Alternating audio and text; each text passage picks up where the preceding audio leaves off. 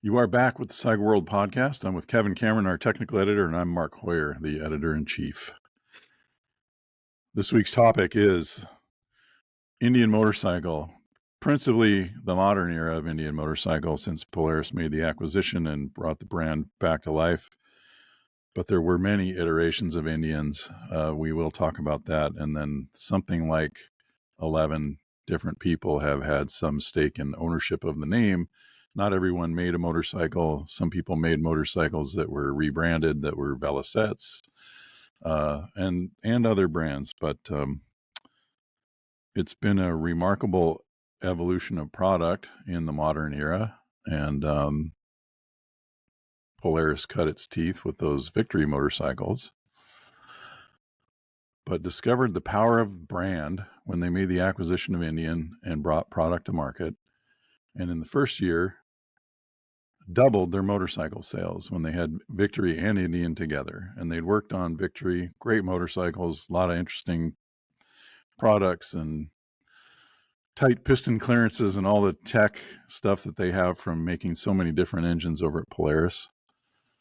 And yet, 1 year of Indian motorcycles doubled motorcycle sales, and it kind of took off from there. They came out with the Scout, which was their volume leader, and decided not to reinvest in Indian, because if you put not to reinvest into Victory, you put a $10 million into Victory, you're going to expect a certain return. But if you put $10 million into Indian, you're going to expect a higher return. Yes. And sometimes when you're building motorcycles, you got to do it for money. There's been plenty of examples of people not thinking that way. There certainly have, yes. But I don't know, Kevin, where do you want to begin?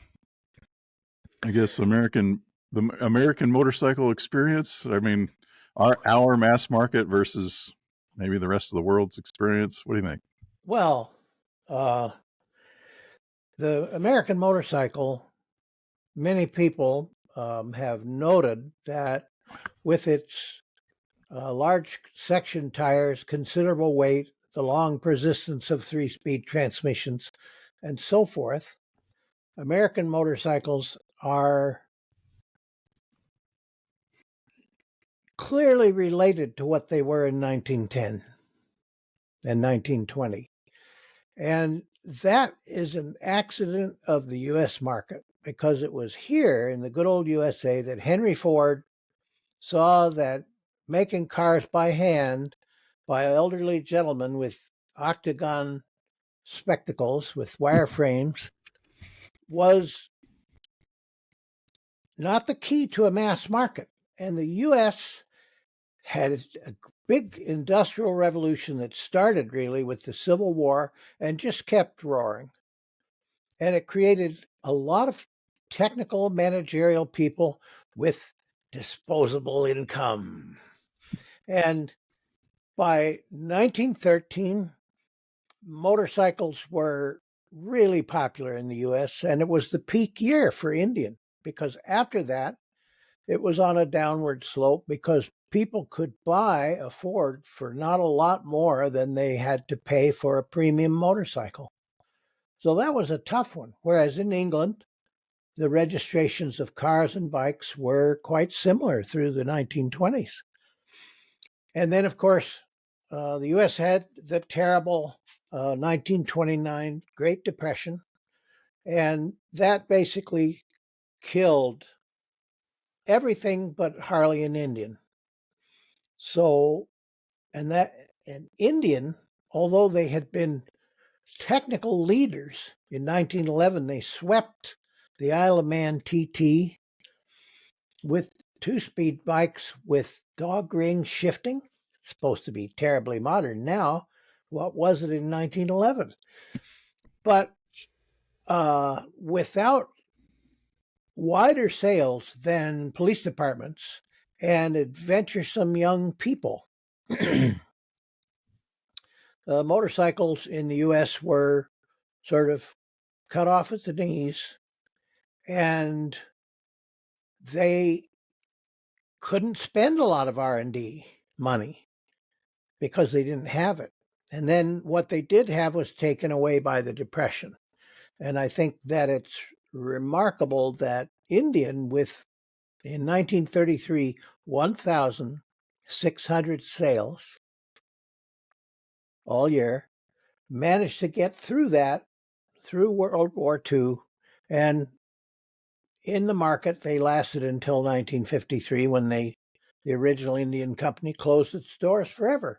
Whereas Harley Davidson, in 1929, they took a step into the future by adopting side valve flathead construction, which was simplified and more durable than the old intake over exhaust or F head that Harley had made for so many years, the V series. That 1929D model was a 45, and it had side valves, and it helped them to survive. And by 1936, the U.S. was climbing, but with difficulty, out of the Depression, and Harley made a huge gamble, namely the 61E, which was the forefather of all of Harley's big twins ever since down to this day. But here's the big difference between Indian today and Harley today. Harley has an unbroken continuity all the way back to their origin, whereas Indian was cut off in 1953. Now, when I was in Colorado in the summer of 63, I saw those 80-inch flatheads with their deeply valanced fenders and their distinctive engine appearance. Still on the road, old timers going up the Rocky Mountains on these 80-inch Indians that were so distinctive. But since that time, if anyone expected the Indian name to just evaporate like water on a recently washed floor, forget it, because as Mark said, the moment they added the name Indian, the brand, to their portfolio, motorcycle sales at Polaris doubled. To be fair, that's power. To be fair, it is based on the product. Certainly, the brand was an incredible boost for them, but at the heart, you have to make a good motorcycle, and I think sometimes people forget that, or they want to infuse the motorcycle with qualities that aren't on the top of the motorcycle buyer's list. And Indian reborn,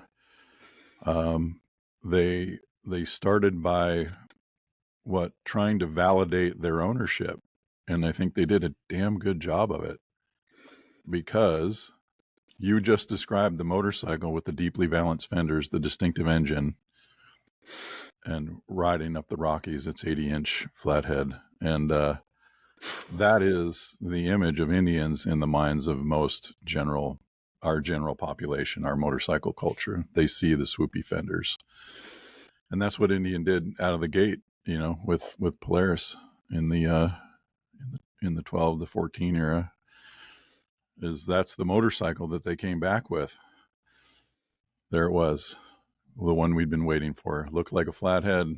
I mean, a little disingenuous because it's not. It's very technologically based. It has an aluminum frame. Had an aluminum frame, and they really did what that company does, which is examine the market and build a motorcycle that suited the marketplace with all the technology that they had.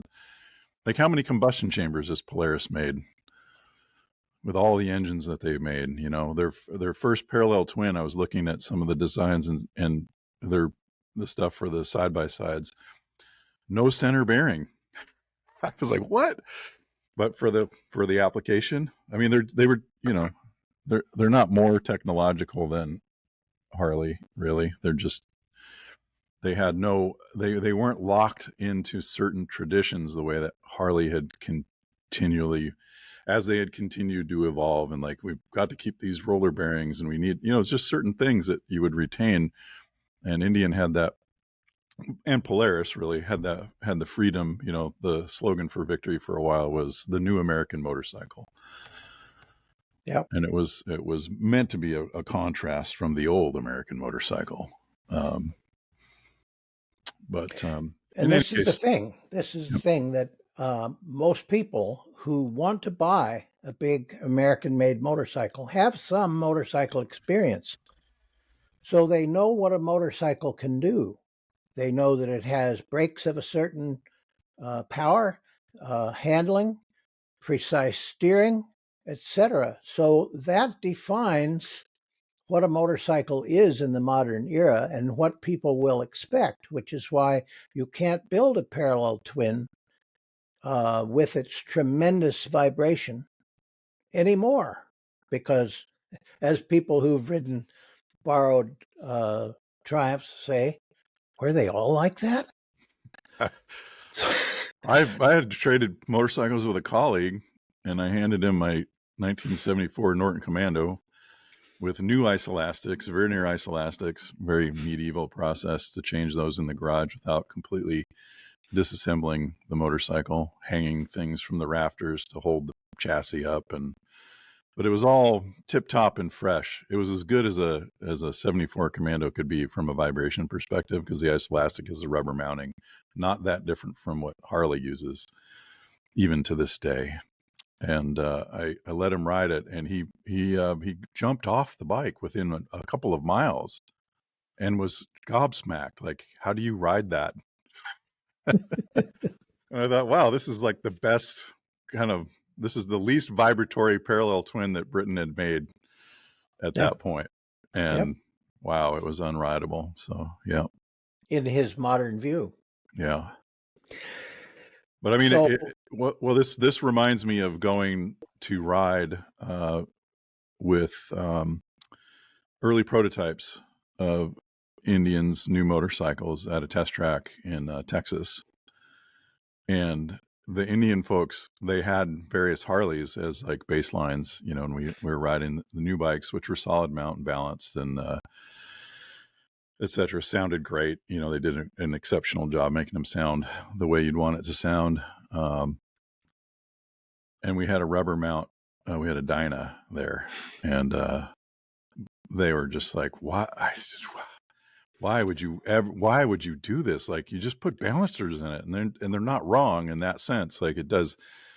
Dynas and rubber mounting engines in a lot of ways is nonsense at this point, because we can do a good job with balancers. We can make them as smooth as we want, practically any configuration. But I think they were, the relationship had been established with the animal nature of rubber mounting. But again, Indian was not shackled by anything. It was, how do we make an exceptionally nice American motorcycle with a lot of torque and the right sound and the look? And they just did what they did. They didn't have to, there wasn't some dude named Earl in the drafting department who was pissed that we didn't have a roller bottom end or something.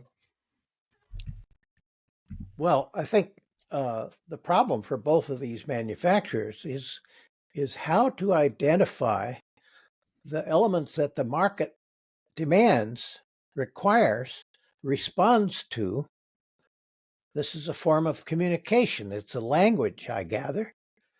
And yet provide modern vehicular qualities that will pass exhaust emissions, sound emissions, and which will be durable, because people are accustomed to cars that you never have to do anything to.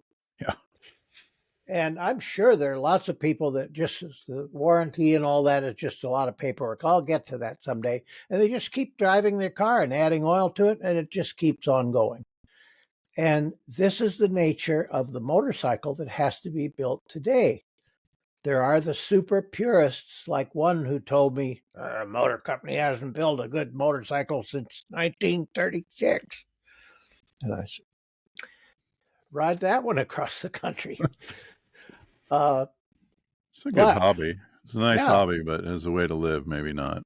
but you can interfere. You can, without thought, put your foot in it when you design something as they discovered at Indian with the aluminum frames, which are technically excellent. But they discovered that what customizers want, and every American motorcycle buyer is a potential customizer, is to be able to modify everything. And you're not going to start welding onto an aluminum frame with a lot of confidence in the result.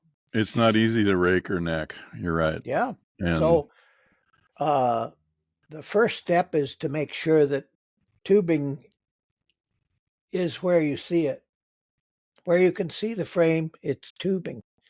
But the current stylist, Ola Stendegaard, has a further requirement that he places on all of these parts, such as the frame. He says he wants every element to have artistic merit on its own. And he said, I collect all these old things and I see that the frame lugs, in the olden days, motorcycles were built like bicycles. They had frame lugs and they put the tubing into bored holes in the frame lug and brazed it all into one piece. Well, those frame lugs, in Stendegaard's view, showed the artistic sensibilities of the people at the foundry that made these parts. Now, there are people who imagine that engineers are without aesthetic sensibility. But look at the Colt 1911 handgun, and then look at a modern stapler, because that's what modern automatic pistols look like. The 1911 has a rightness about it. And this is what Stendegaard is talking about. He wants it to be rewarding for you to look at any part and say, that's really nice. reminds me of Gary's dipstick. So Gary Gray was working on product at the time when, you know, he'd been with Victory since pretty much the beginning and figured out how to do all the things that Polaris hadn't done, which is like, how do you drop test the fuel tank? Like, you have to hit the fuel tank in minus 30-degree weather or whatever, and it can't crack and leak. And they've got there's like zillions of tests that you have to figure out how to do. And Gary was there for all of that. And so he has a really great sense about history and the brand, the meaning of the brand, and the relationship of people with the materials. And Gary's dipstick, I have to tell this every time we talk about this because it's just awesome. So at that test track in Texas, I'm looking at the bike. I was hearing things. I said, I hear something in the back, and the engineer, you know, they brought him over, and I said, there's like a bearing noise in the back. I'm like, oh, we're going to change the press on the bearing. And I was really getting into, you know, like, this is a neat time to see a motorcycle because it's farther from ideal. You know, you're never hitting the ideal. Like, the production bike has its flaws, but this was earlier than that. So you got to kind of see under the skirts a little bit. And it was a lot of fun. And I'm contemplating the bike and I'm thinking, big engine. Is it too big? Maybe it's 10% too big. I don't know. It's probably fine. And I look down and I go, man, that dipstick. And I go and it's this big, beautiful, shiny steel piece. And I unscrew it and it's like, it weighs a pound. It's dense and wonderful. And I said, man, this dipstick's amazing. So I screw it back in and I see Gary, and I walk over to Gary and I'm like, Gary, that dipstick is insane, man. That is beautiful. And he's like, who told you to say that? And he had fought really hard because he didn't want, you know, they said the first dipstick was like a piece of plastic that you'd stick in a lawnmower. And he's like, we can't do that. And so he fought for this dipstick because I don't know, when you're making a motorcycle, every cent counts. It's like people fight over half a penny sometimes. This and thing. So, yeah. So he fought for the dipstick. And so they named it Gary's dipstick, and he was sure it was a setup that somebody said, oh, go talk about the dipstick. But it was just really nice. And it's interesting what I remember that talking to Ola, because we had an interview with Ola a number of years ago. And I remember him saying that about his parts and about design. And it actually goes back to when he was at BMW they came out with the R18, and he had actually done quite a bit of work on the R18 from a design perspective. And I was talking to the head of design, and I think it's just it's a repackaged Ola Stenegard quote, because he said every part needs to show love, and that's what Yeah. the fellow at BMW, the head of design, had said about every part has to show love. And I'm sure that was a resonant frequency coming out of Ola in his time there. Yeah, that's, We with Ola Stenegard, I want to say 2001, we did he built a custom based around the Superhawk engine, a Honda Superhawk engine, and we had photographs of that. So it would have been baby Stenegard way back, 25 years ago. yeah. But he was a huge customizer, still is. He's got a shop, and he's got big beams, and he's got anvils, and he's building customs, big, just those very Northern European extreme chopper type things. It was cool. Anyway, it was a really neat bike. It's in our magazine.cycleworld.com archive. You can go check out the archive and search for Ola Stenegard, and you will see that bike. But yeah, every part must show love. So the brand, Indian brand, just like Harley, is an endowment. It's always how I've looked at it. You get all of this cultural weight, and it's got the machinery that is the avatar of the soul on earth. And Indian was an endowment, and that's really how Gary Gray and company treated it. The whole company showed a lot of respect to what Indian was in the minds of people, and then they did their technical work to make it a really fine motorcycle, because the chassis, the steering, the brakes, the way the engines ran was really exceptionally nice. I mean, they're great motorcycles, but they have evolved to suit the market. And the beginning of that endowment was swoopy fenders, and here's our big air cold flathead ish, not a flathead, but it looks like it. And they did all of that. And if you look at the product line now, it's very distinctly modern Indian. And try to find swoopy fenders. They're there. They're still there, but it's moved on. It's moved on to big American style modern motorcycles.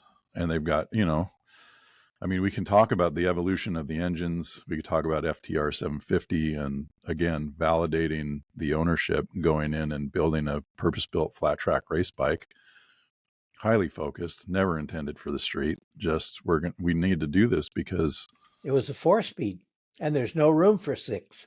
Yeah, and Hedstrom and the other guy met at a racetrack, right? Yep. So it's like you kind of got to do it. I was always surprised that Harley didn't just redo the XR to come back and try and kick Indian's ass, But it's happening in baggers. So there you go. Yes. It's happening in baggers. The unexpected diversion of the American motorcycle. Well, one of the things that Greg Brew said fairly long ago was that they did quite a lot of research and interviewed a lot of people, motorcyclists, about the features of traditional Indians that appealed to them. And among them, most of the appeal, it seemed, focused on the engine, although those swoopy fenders are a standout. They said the parallel pushrod tubes. Well, flatheads, it's tappets. Short tappets, but parallel, like they are on a Sportster, like they were on a Sportster. That the cylinder head should overhang the cylinder. That's because the valves were at the side rather than in the cylinder head. So that was an important element in the look. And that the fins should be angled so that they would gather air from what was passing down the sides of the machine and guide it across the hot parts. Now, that was not what people said about it. They just said those fins, they're like angled. And what is a fellow to do? Indian was starting out. They took all that quite seriously.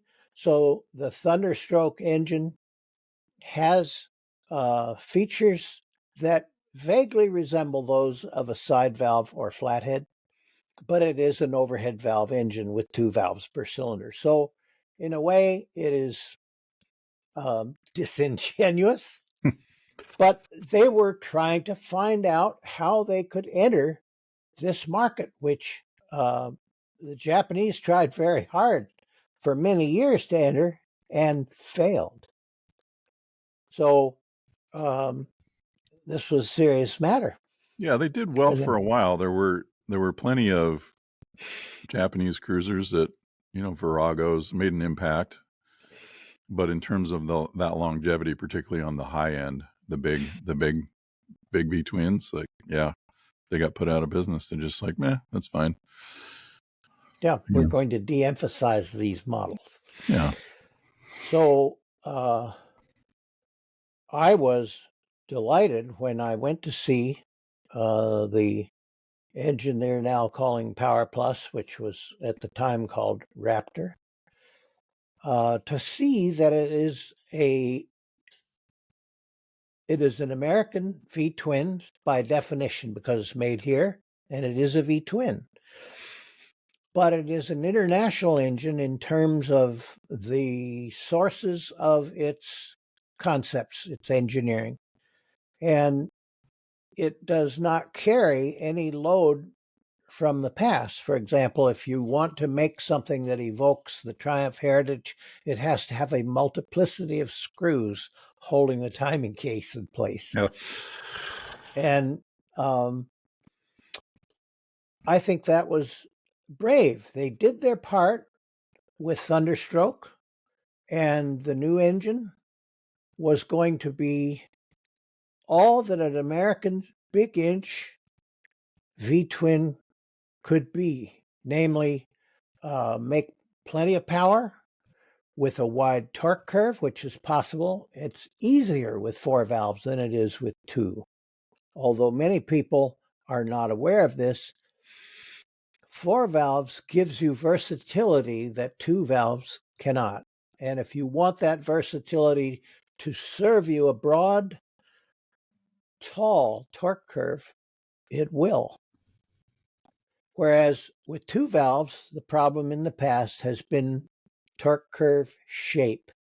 And the Indian engineers who were showing me the PowerPlus that day said, what we want is a rainbow-shaped torque curve that is strongest in the range where you travel so that you can accelerate up an on-ramp, so that you can pass on the freeway with confidence.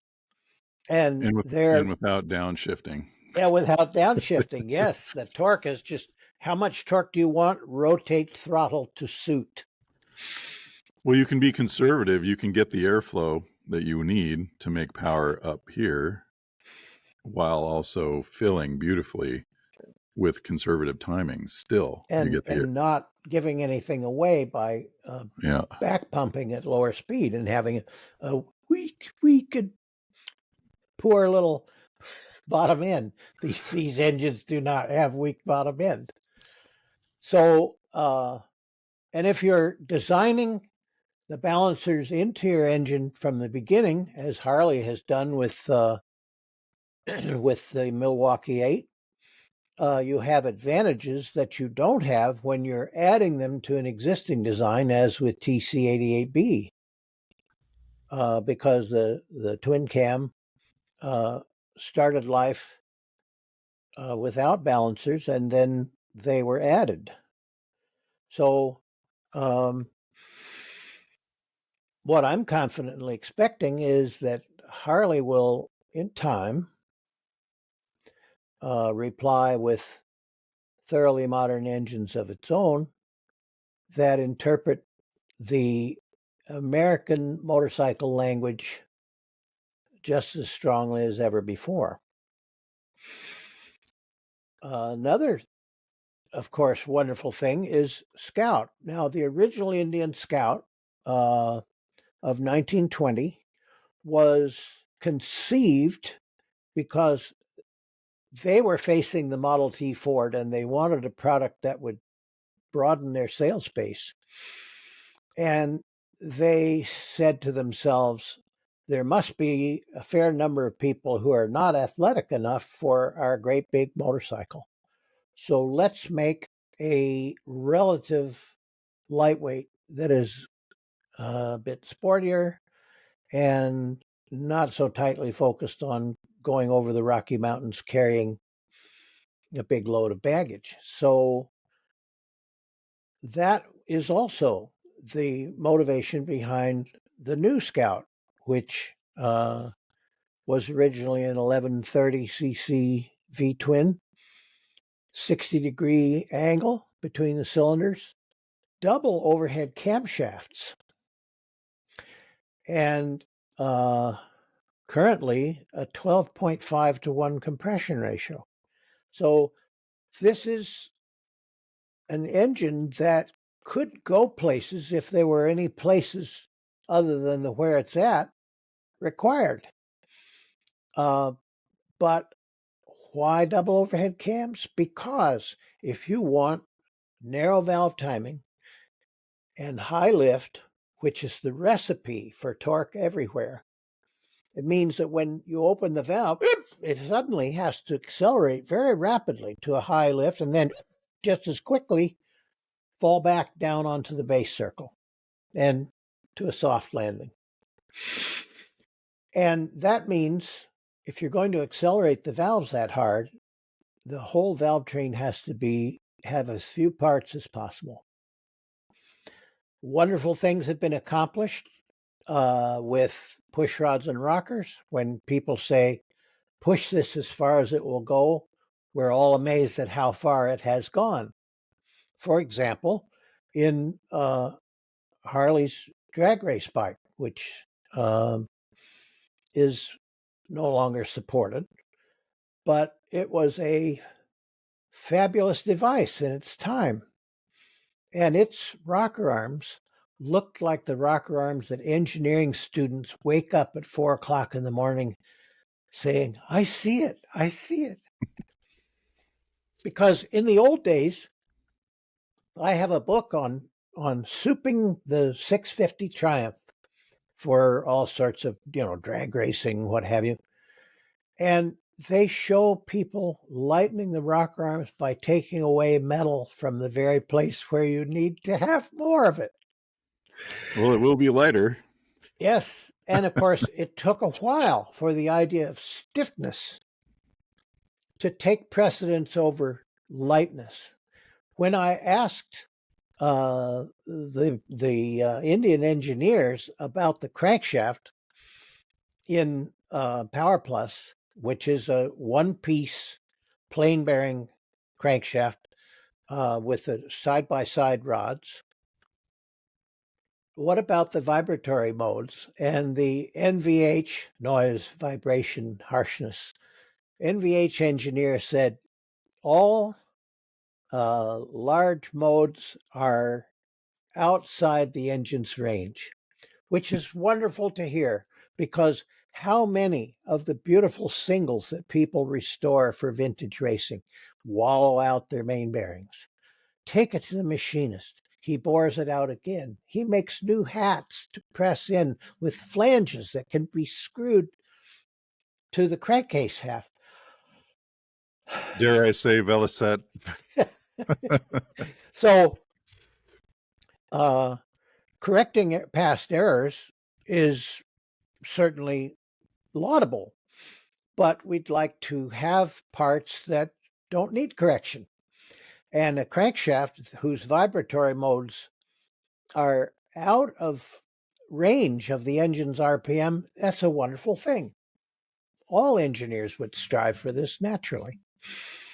So Scout is remarkable in one sense because it has nearly constant torque from 2,000 RPM on out to, what is it, nearly 8,000, I think. It's a beautiful torque curve. Yeah, it really is. And it's not a curve, it's a mesa, it's a table. Yeah.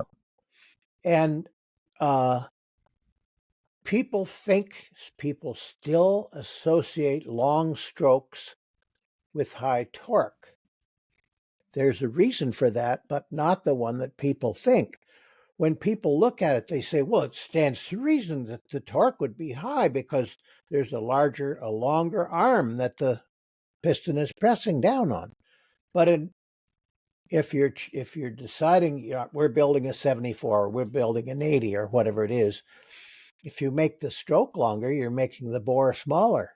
So the force pushing down is getting to be itsy bitsy as the stroke is becoming muscularly long. So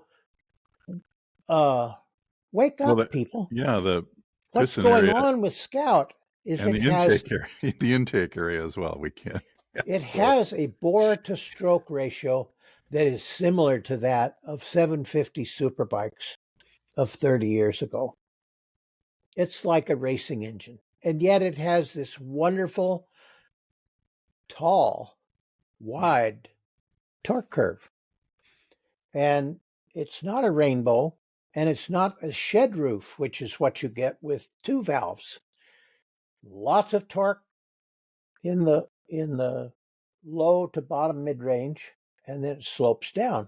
Oh, the lean-to shed, you mean? Yes, because those two valves are gradually running out of breath. And so the cylinder filling decreases. And if you're burning less fuel and air, the force exerted on the crankshaft decreases. That is, the torque slowly declines. So it's unusual in this area for an engine like Scout to bring these excellent qualities to market, but it's not a fairy tale because it's been done by so many manufacturers on two wheels and four, and it's just good engineering. Yeah, Scout gave him a little freedom. They had clicked into the psyche of the traditional American motorcyclists with their big swoopy fenders, and then here comes Scout, and Scout can be anything they want it to be. And why would you choose a 60 instead of a 45 or a 50? Well, because there's more room for intake flow. You don't have to turn the corner as hard. So make it a 60, make it liquid cooled, give it double overhead cam. Scout was a performance bike. It was meant to be lighter, and there away you go. Also, we have the pistons are doing this motion, and when they get to bottom center, their skirts are going to hit, if it's a big bore and a 45 degree or a 42 degree V angle. So the V angle has to be larger for a number of reasons. One of them is piston skirt collision, and another one is more room upstairs for the intake system. Good. We like it. Now they built the FTR 750 dirt track engine using their Swiss operation, Swiss Auto, and I went there to see this engine in pieces and also operating on the dyno, and it's just good racing engine practice. It's 4 valves per cylinder, double overhead cam, all the things that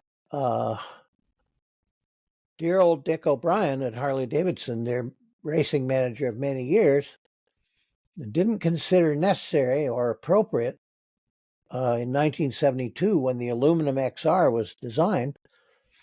But as it came up against things like wildly modified Kawasaki twins, which did have all those overhead camshafts and 4 valves per cylinder, those Kawasaki-based things became really fast.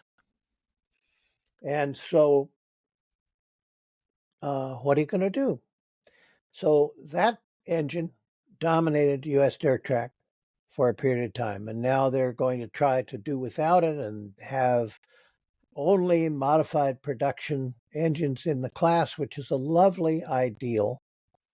But as we saw in Moto 2, we're going to open up frame design to human creativity, which is boundless. One chassis predominated for a long time, the Kalex, because everyone tested They liked the Colex best. That's what they bought. The other chassis accumulated in a pile in a back room somewhere. So Well, variety is yeah, not necessarily going to come at the bidding of race sanctioning bodies. It's yeah. just, It's the age-old question. Also, what is production? well, And those Kawasaki's weren't production because they had to have longer stroke, bigger bore, all kinds of modifications to the head, which may include welding, and real machine shop project. You're a tool and die man. You have a lot of automotive experience, machine shop stuff, maybe a little light design work on the side. Might be a future for you in dirt track. yeah, I mean Um, FTR. They famously just pulled one out of the dealership and took it racing. And I mean, it was a race bike ready to go, pretty much. I mean, there were maybe a few changes that you might make, but supported by a parts book. parts book, is that production? Sounds You like don't have to production. go to the lathe and the mill and the grinder to make another. Yeah, makes Just you order under the part number. Ah, here's the UPS. makes you want to epoxy a stator on the outside of it and give it about 200 watts power. Throw some lights, lean it out, choke it down, get it through sound emissions, make it production. Yep. Well, The RC45. Anyway, yeah, it's an interesting. It was a beautiful project. It was cool again to see. I mean, what a dream for a company of enthusiasts to yes. say we have. It's not to say we don't have constraints. There are always constraints, but you're walking in and you're saying, how do we build a race bike? Let's build an ideal flat track race bike. Let's do the best job that we can with we're not fettered by using this engine that we've made for an entry level 750, because the Harley 750s are fast, the street based ones, but they're, I mean, Vance and Hines was doing what Vance and Hines does, and it's like a whole lot of billet in there, Yeah. making A that, lot more. and they're gorgeous, and they're fast, and a Harley in the production class has won this year, and it's cool. Like, that's fine. But Well, there's a problem here because a lot of people would see the FTR as an unfair advantage. Oh, it's got double overhead cams, it's got 4 valves per cylinder. It's not fair. It's probably just blows past everything. Well, before that bike appeared, people had tried to run KTM engines that stock claim is 122 horsepower. And what did they do? They stayed in the corners rather than accelerating off of them because they couldn't hook them up. yeah, And when Swiss Auto shipped engines, race-ready engines, to Polaris, they had way too much power. Way too much power. They weren't race-ready. They had to tone them down until they hooked up. And that's what the Harley did so well for so many years, is that they had made so many little variations. Oh, that didn't help. Oh, that helped a little. That's a little bit more. No. And gradually they had found the sweet spot for everything. And that was Indian's problem, was to find the sweet spot for everything. yeah, Ultimately, they did, very they much to their credit, but it was not horsepower. yeah. It was the ability to hook up and accelerate. So, Even to this day, when I get on a middleweight KTM, something in the 18 or in the 800 range, they really take that ready to race thing pretty seriously, and the internals are light. Like, the amount of inertia, you just feel it. I mean, it's just rapid revving. I mean, it's like, wow. And you imagine that spinning up mightily and uncontrollably in the dirt without taking, mitigations. Now, here's another thing that is kind of on the surface of it hard to swallow. Any of us who've had older motorcycles apart, engines apart, know that the pistons look like upside down buckets, or for some parts of this great nation, pails. Coffee cans. Yes, and they were full skirted. They had to be because they needed to be in touch with the cylinder walls in order to run at an acceptable temperature. As time passed, pistons grew shorter. They squared off at the side so they weren't touching there. The The skirt. wrist pin grew shorter. Eventually, they became just a disc with the piston rings in it. Little skirt here, little skirt back here. Bosses up to the crown with the wrist pin through it. That's it. And to see that big inch Harley laid out on a table at that test was just a wonderful surprise, because this great big Harley engine has those abbreviated pistons like you would find in a racing engine. What are they doing in a production bike? The lighter the piston, the lighter the rod can be. The lighter the piston and the rod can be, the less massive counterweight there has to be whirling around on the crankshaft. And the bearings, oh, we can make them smaller because they're not carrying all that pounding. Why don't those pistons overheat? They have thin crowns. Won't they just get hot and weak and just Cave in on the top.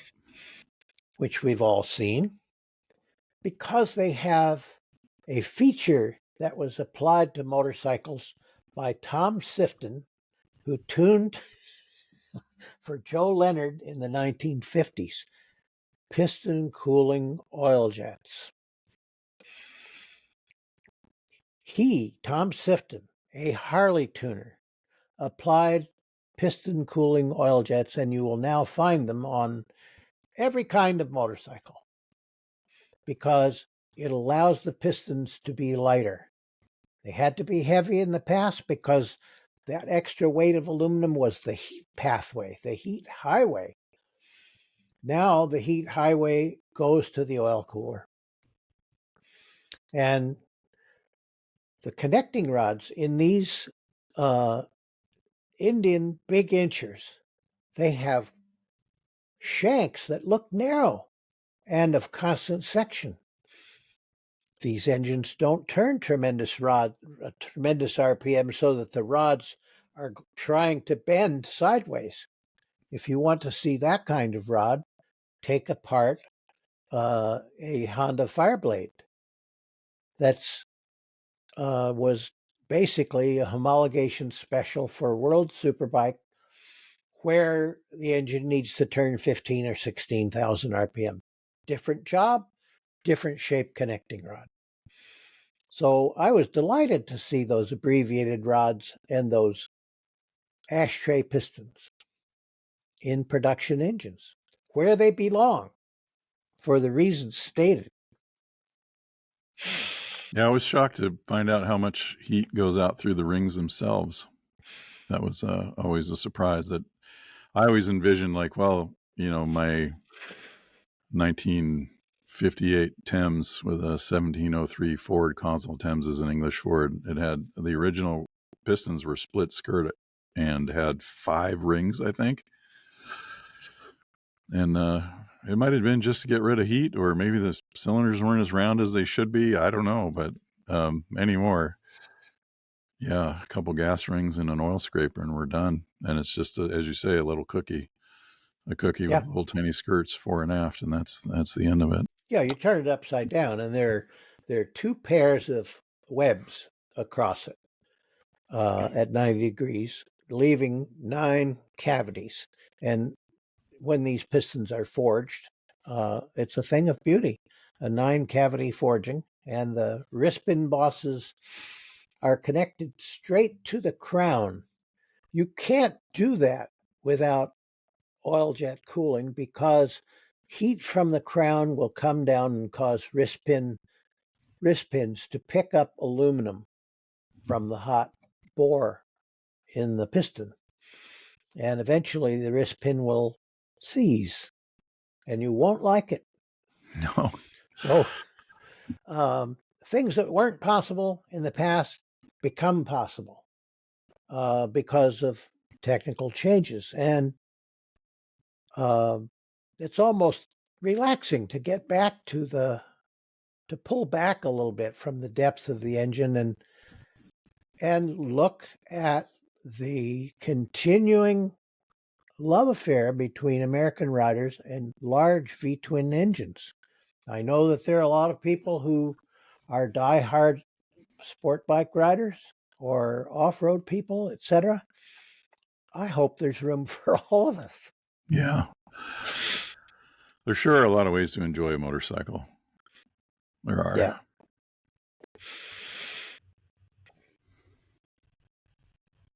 So the Scout was at one point turned into another model called FTR 1200 and 1200, 1250.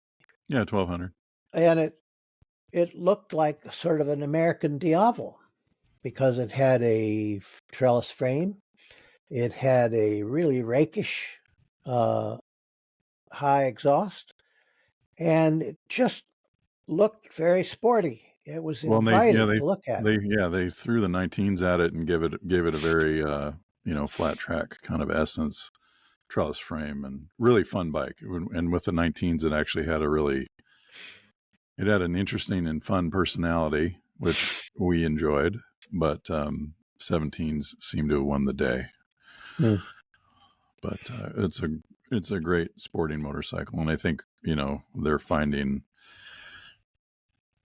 that with these kinds of like a standard pretty much is not the volume leader. It's a thing that you would add to get some market share and to appeal to a different customer. But as we have observed with Harley Davidson, the Pan America, technically a great adventure bike, 1 of 10 best, and great running engine.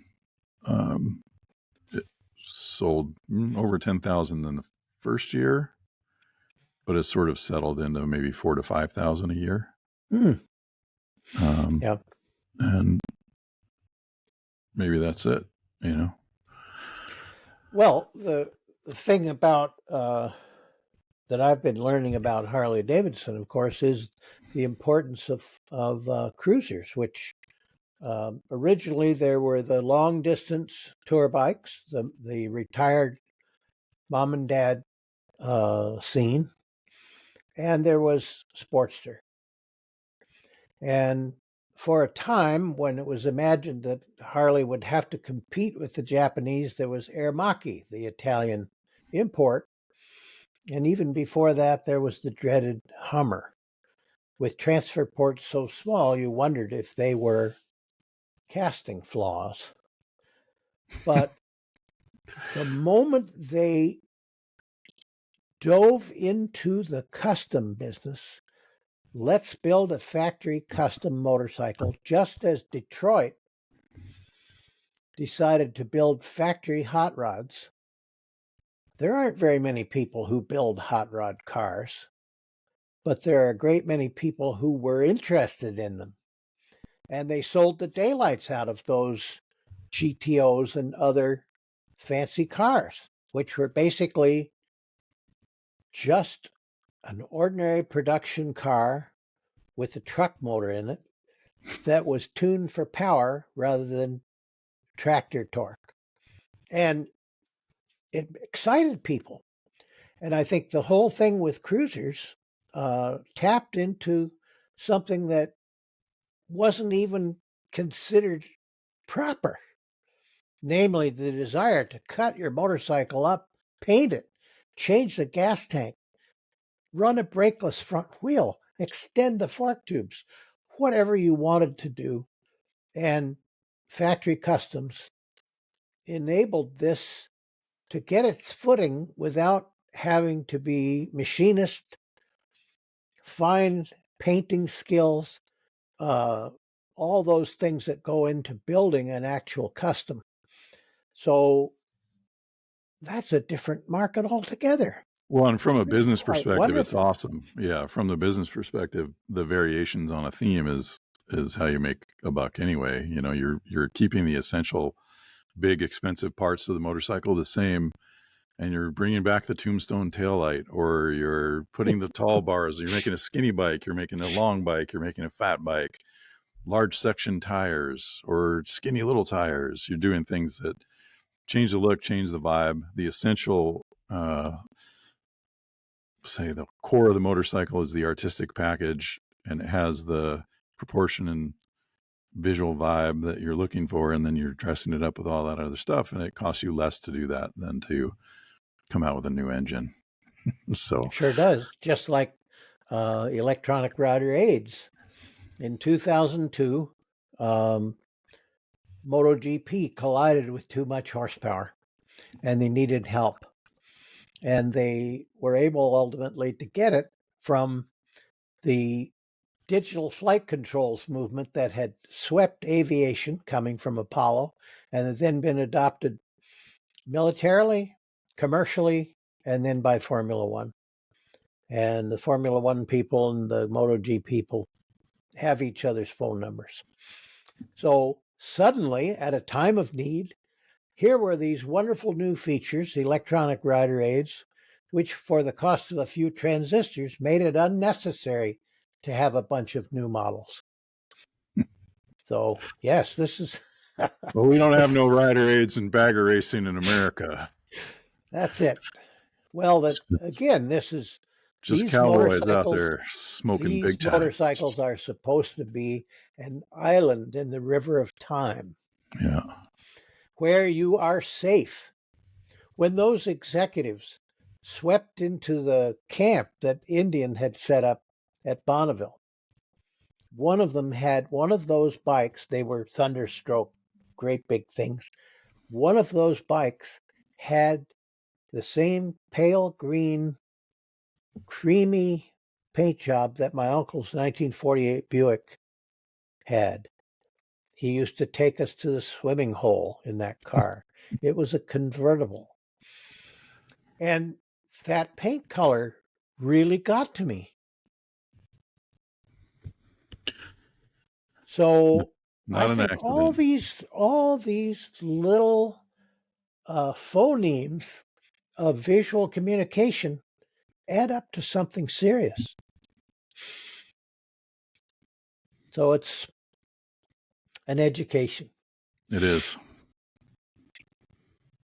Well, I got to say, Modern Indian has done a great job. They've just become Indian. That's just what they are, and they're evolving the brand. And you know, get back in the day, Gary Gray said it can be whatever it wants to be. You know, we can, you know, we have to do certain things along the way, along the journey, fulfill the spiritual core, and then take it from there. And certainly, I would bet real money that they've concepted adventure models and stuffed FTR 1200 motors in and Scout motors and all kinds of different things and played around with layouts and all the.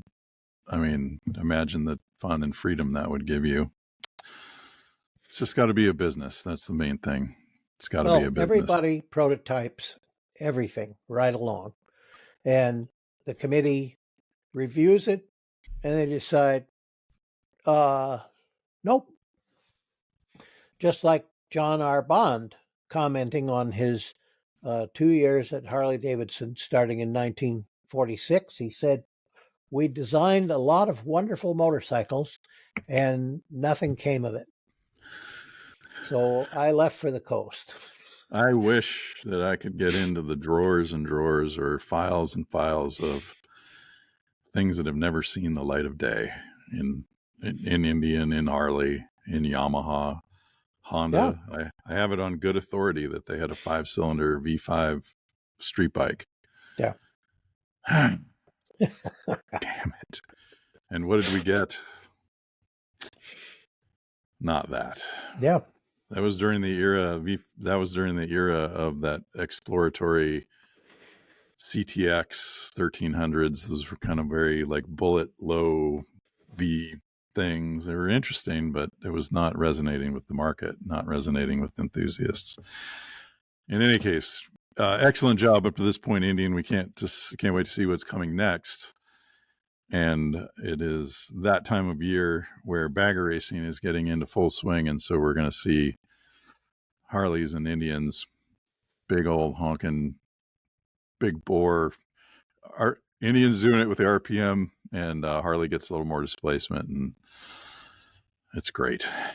We'll see you at the race. Lots of quite visible sliding. Yeah. Which you usually don't see much of. Sliding is subtle in ordinary road racing, not in baggers. Not in baggers. They slide all over the place, and they are controllable slides. This is not one of those things where it goes zhit, and the rider kind of looks like, oh yes, I was doing something. Let's go on. We got wheelbase and we have controllable torque. Yes, all the torque you want. So yep. And to watch Wyman, Herfoss, and those guys do the things they do on those big bikes is magnificent. It's quite a show. I hope they get more bikes on the grid. Well, thanks for listening, folks. Podcast is brought to you by Octane. See, I've got the shirt. Click on the link, Prequal Flex, down below. For real, click on that link and check it out. You can get pre-qualified and go to dealership, same as cash, and buy your dream bike. Check out the process. For us, they keep us on the air. We appreciate that very much, and but not as much as we appreciate you joining us every week for the show. And we will catch you next time.